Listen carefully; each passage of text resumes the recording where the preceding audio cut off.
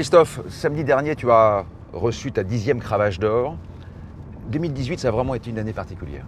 Oui, c'était une année un peu différente de certaines saisons, dans le sens où, par peut-être ma victoire dans la Dubai World Cup, j'ai eu une année assez creuse, avec bien sûr pas mal de manque de grandes courses, surtout pour la Kazakh de Son Altesse, Aga Khan.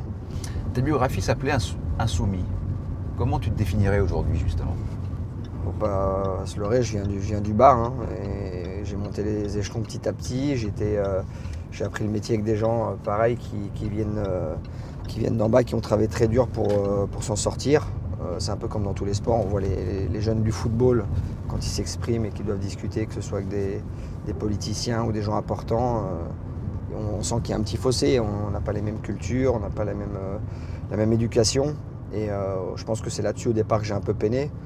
Mais aujourd'hui, voilà, avec mon expérience, grâce à l'aide aussi de mes proches, ma femme et pas mal de mes amis, c'est vrai que j'ai pu changer un petit peu ces choses-là et je suis un peu plus docile, on va dire. Cette rage de vaincre, ce goût de la compétition, il vient d'où? Parce que je sais que tu te nourris de biographies de grands sportifs. Tu lis beaucoup, hein? En lisant, on apprend beaucoup plus de choses et ça rentre plus dans le détail, et puis ça reste bien ancré dans la tête.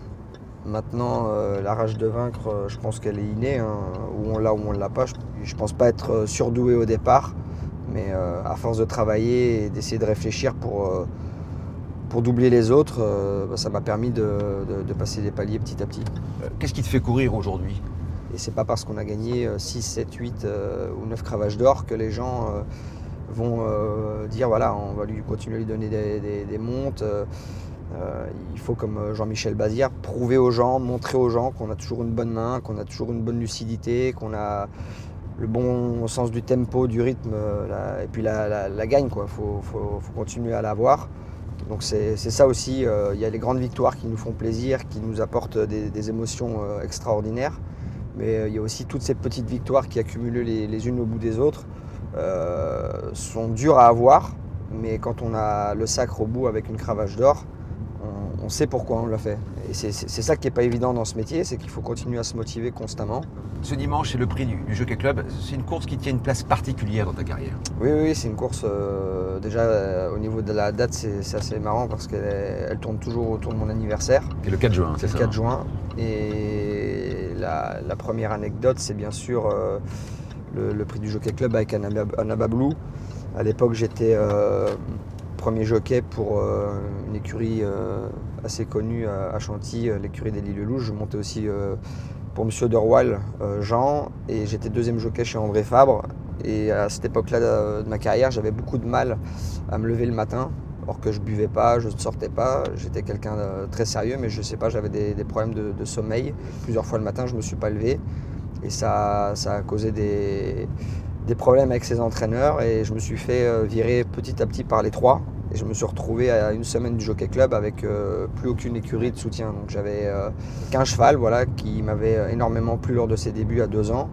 Et en plus de ça, ce qui était génial, c'est que c'était mon meilleur ami, qui l'est toujours, Yann Lerner, qui s'en occupait avec Julien Grosjean. Et je gagne, et c'est vrai qu'au passage du poteau, j'exulte un peu comme un enfant qui pète les plombs, qui sait plus où il est, et les gens comprenaient pas tout à fait, mais c'est clair que si c'était pas arrivé, je pense que j'aurais pas eu la même carrière, et tout ça derrière s'est mis en route. Mais voilà, pour moi c'est la première grande histoire de ma carrière, c'est ce prix du Jockey Club avec Anabablou. Alors on va parler de ce dimanche justement, on va parler d'Arisa qui sera au départ du prix de Royaumont. Début victorieux, comment tu as jugé sa 3e place? C'est une pouliche un peu délicate, elle a besoin de se détendre un petit peu. C'était une 2e course, c'est pas évident, mais je pense qu'elle a du potentiel. Il faut qu'elle apprenne à gérer un petit peu tout ça. En 2e course, c'est jamais évident, donc on espère avec elle pouvoir faire une bonne milieu et fin de saison.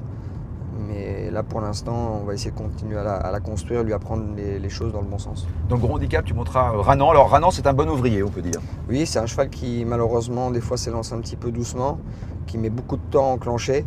Il n'a pas couru depuis un moment, donc là il va avec un peu de fraîcheur et avec de la forme. Donc normalement il devrait bien courir.